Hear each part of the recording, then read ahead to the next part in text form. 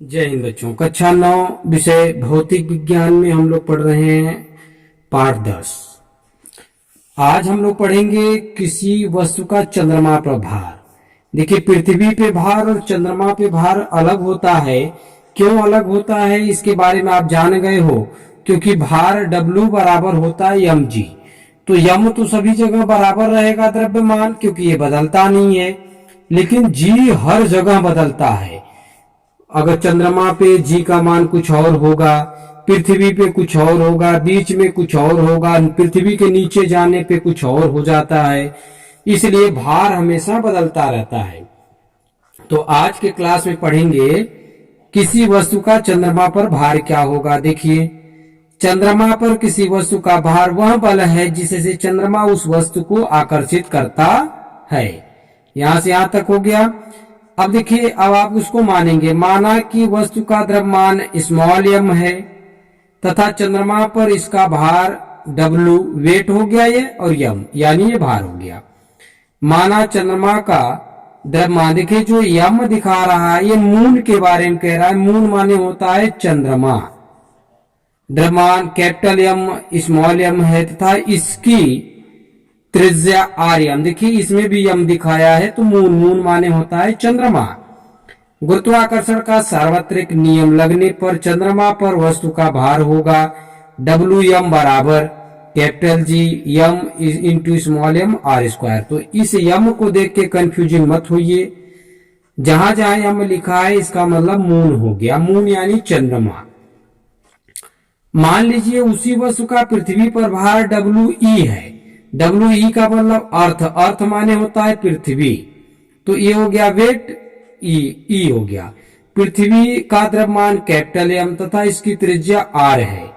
अब देखिए, खगोलीय पिंड में पृथ्वी का द्रव्यमान कितना होगा 5.98 गुणे 10 घाते 24, और इसकी जो त्रिज्या होती है 6.37 गुणे 10 के घाते 6। तो इसको याद रखेंगे आप। चंद्रमा पर खगोलीय पिंड का द्रव्यमान कितना होगा 7.36 गुणे 10 के घाते 22, यानी पृथ्वी से कम। आप इसको देख के ज्यादा मत कहिएगा। देखिए यहाँ 24 है, यहाँ 22 है। इसका मतलब कितना हो गया 100 का अंतर हो गया यहाँ पे। इसके बाद देखिए इसकी त्रिज्या काफी कम है 1.74 गुणे 10 घाते 6, क्योंकि द्रव्यमान कम तो त्रिज्या कम हो जाएगी।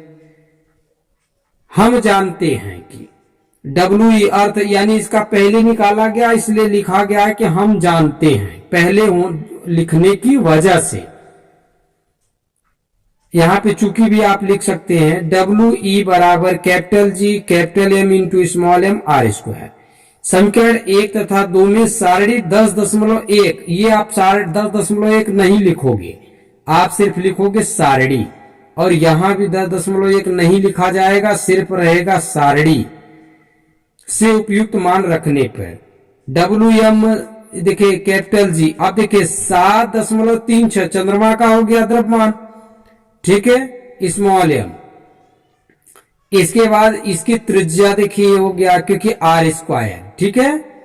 अब देखिए WM बराबर इसका जब इसमें पूरा गुणा करेंगे और भाग देंगे 10 घाते 6, 10 घाते 6 कट जाएगा।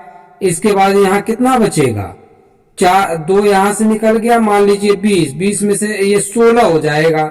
जब आप इसको हल करोगे तो आएगा 2.431 गुणे 10 के घाते 10।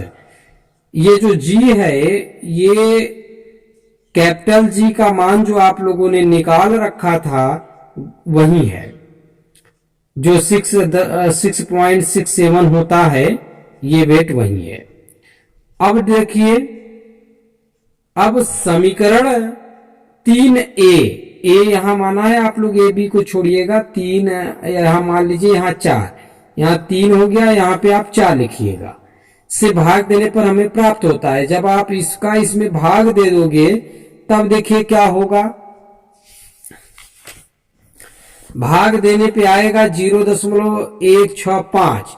ये लगभग, ये देखिए थोड़ा सा ऐसे करके है, पूरा बराबर नहीं दिया है, तो इसका मतलब लगभग 1/6 होता है।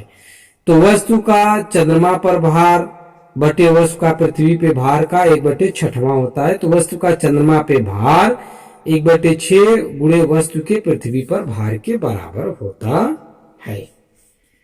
ठीक है, तो इस पे कुछ क्वेश्चन लगे हुए हैं, आपके पास बुक है, इसको आप लिख सकते हैं। जैसे देखिए सेम टू सेम इसी पे क्वेश्चन लगा है।